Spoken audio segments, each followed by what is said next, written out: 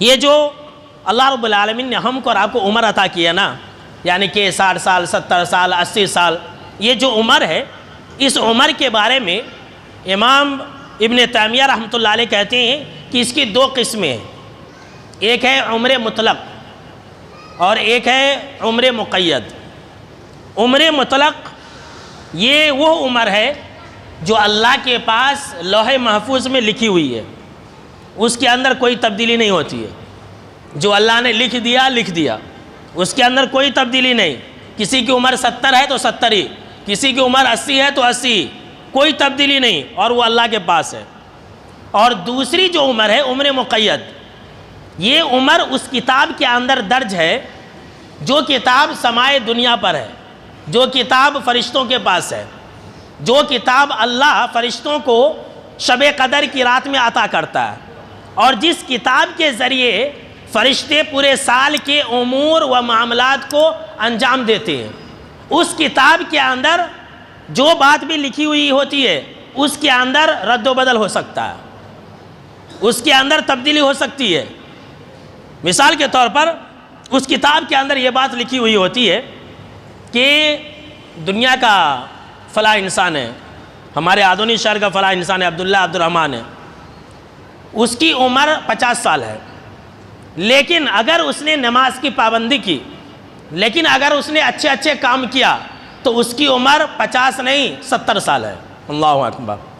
اور یہ ممکن ہے، اللہ نے خود قرآن مجید کے اندر اس بات کا ذکر فرمایا ہے۔ فرمایا اللہ رب العالمین نے سورہ رعد کے اندر کہ یمحو اللہ ما یشاء ویثبت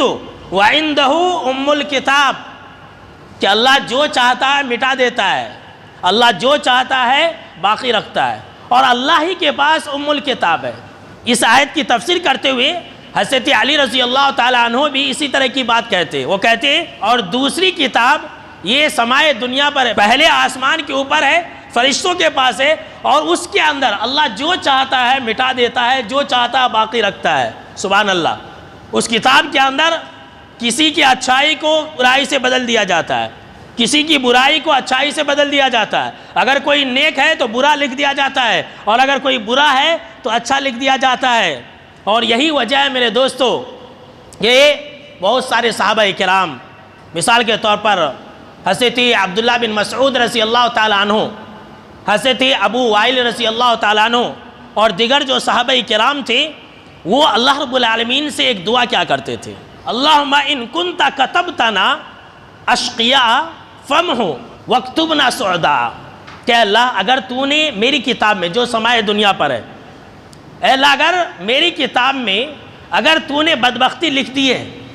تو فمحو، تو اس کو مٹا دے، اور واکتبنا سعداء، اور اے اللہ تو اس کی جگہ پر میرے لیے نیک بختی کو لکھ دے۔ وَإِن كُنْتَ كَتَبْتَنَا سُعْدَاءَ فَأَثْبِتْنَا،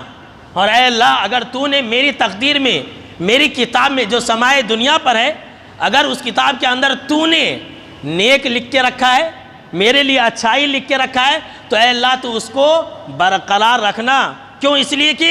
اے اللہ فَإِنَّكَ تَمْحُو مَا تَشَاءُ، اس لیے کہ اے اللہ تو جو چاہتا ہے مٹا دیتا ہے، تو جو چاہتا ہے وَتُثْبِتُ باقی رکھتا ہے، وَعِندَكَ أُمُّ الْكِتَاب، اور اے اللہ تیرے پاس ہی ام الکتاب ہے۔